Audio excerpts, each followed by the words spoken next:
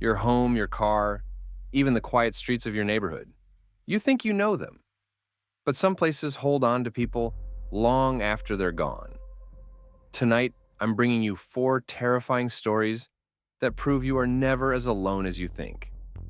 Before we begin, hit that subscribe button and turn on notifications. You don't want to miss what's coming next. Now, let's dive in. The suburbs are supposed to be quiet.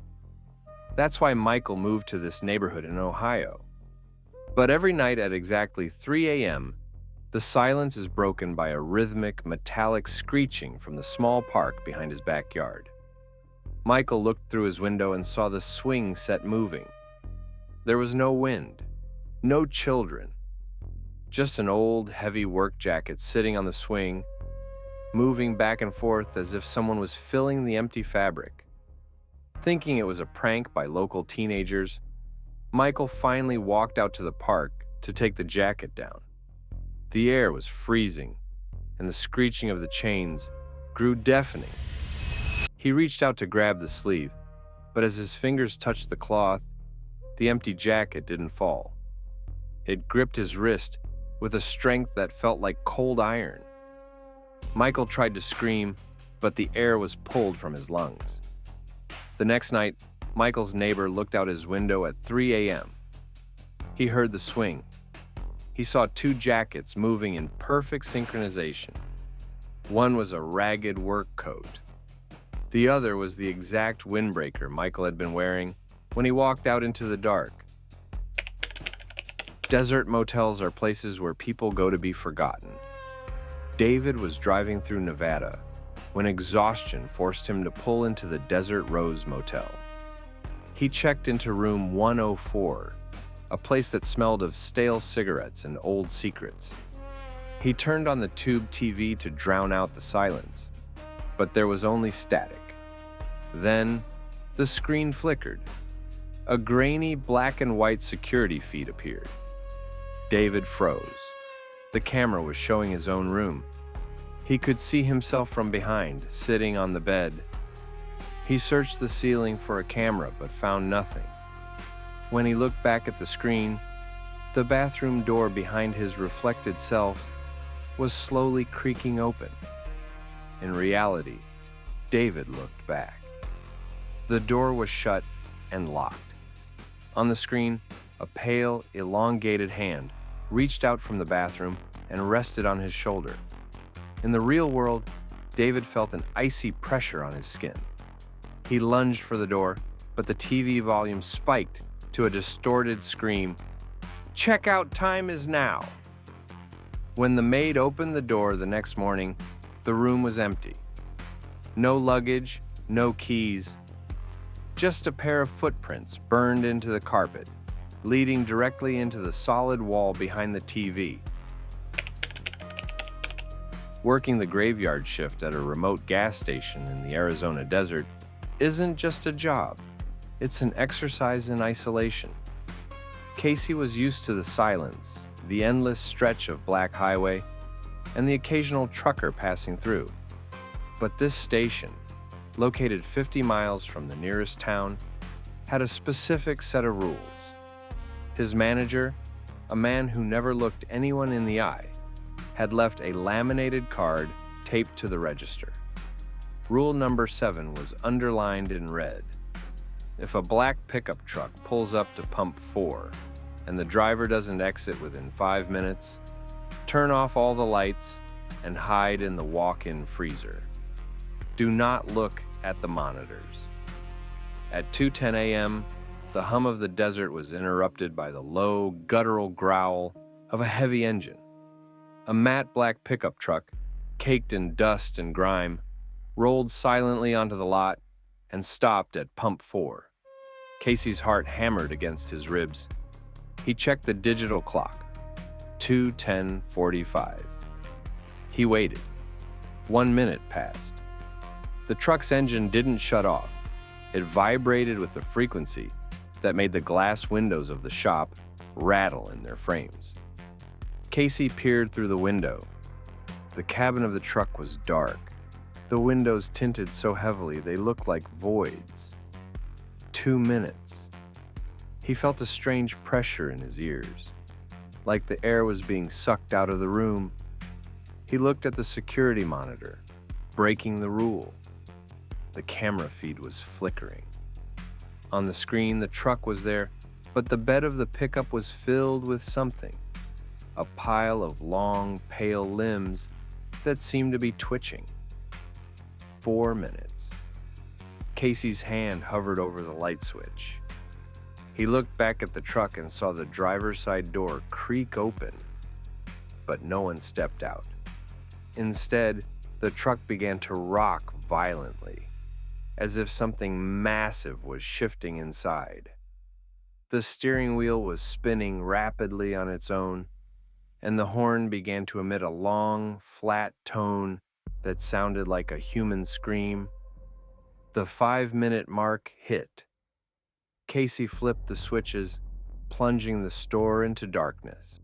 He sprinted toward the back, his boots squealing on the linoleum.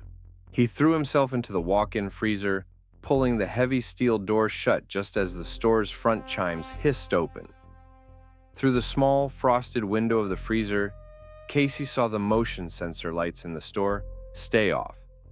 Something was moving in the dark, but it wasn't triggering the sensors. It was a heavy, wet sound, like someone dragging a soaked carpet across the floor. Slap, drag, slap, drag. Then, the register chimed. The sound of a thermal printer cutting a receipt echoed in the silence. Casey held his breath, the freezing air burning his lungs. A pale, multi-jointed finger tapped on the glass of the freezer door. A yellowed slip of paper was pressed against the frost. It was the receipt. Casey leaned in to read the faded text. Transaction, 1 soul. Status, collected. The heavy footsteps moved away, back toward the lot. Casey waited until sunrise to leave the freezer. When he finally stepped out, the black truck was gone. But on the counter sat a single item. Casey's own wallet, which he had left in his car. Inside, his ID card was missing, replaced by a piece of dried gray skin. Robert's smart home was his pride and joy. Nestled in a quiet, affluent suburb of Illinois, the house was a fortress of automation. Every lock, light, and camera was controlled from his phone. It was the ultimate sense of security until the notifications started. At 12:03 a.m., his phone buzzed on the nightstand. Garage door opened. Confused, Robert opened the app. The sensors showed the heavy steel door was up. He tapped the close button. He watched the status change to closing, then closed. He put the phone down, but 60 seconds later, the haptic vibration returned. Garage door opened. Robert grabbed a flashlight and headed downstairs. The house was silent, the air-conditioned air feeling unnaturally heavy. He stood in the kitchen, looking at the heavy oak door that led to the garage. He checked the live camera feed on his phone. The garage was dark, but as the night vision kicked in, he saw something that made his blood turn to ice. The garage door wasn't just opening, it was being violated. The thick steel panels were buckling and bending upward from the center, as if a pair of invisible, massive hands were peeling it back like a tin can, and the force was coming from the inside.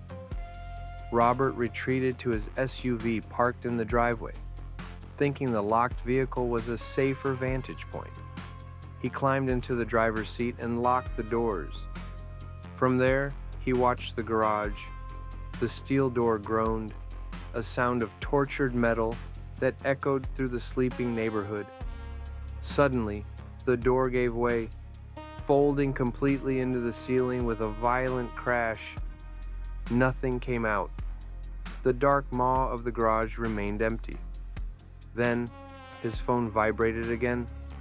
Not a home notification this time, but an alert from his car's internal safety system.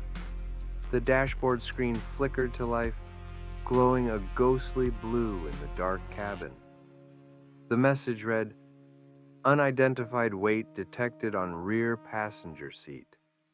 Please fasten seatbelt." Robert froze. He didn't turn around. He couldn't. He looked at the rearview mirror, but the darkness of the back seat revealed nothing.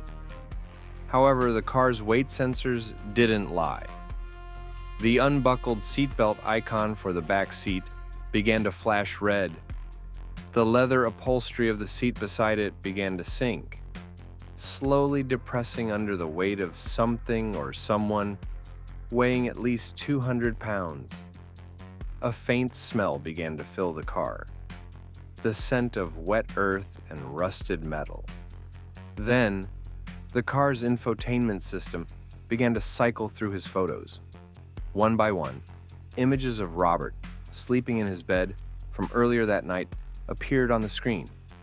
Photos taken from a perspective inside his own closet. A cold, raspy breath tickled the back of Robert's neck. The car's central locking system clicked. Clack. All doors were now deadbolted from the inside. The dashboard lights turned a deep blood red, and a voice, distorted and mechanical, erupted from the car's speakers using Robert's own recorded voice clips. "Welcome home, Robert. Let's go for a drive." The garage door behind him began to lower, sealing the driveway as the SUV's engine roared to life on its own, shifting the transmission into gear. Robert reached for the handle, but it wouldn't budge. He was no longer the driver. He was just another piece of cargo.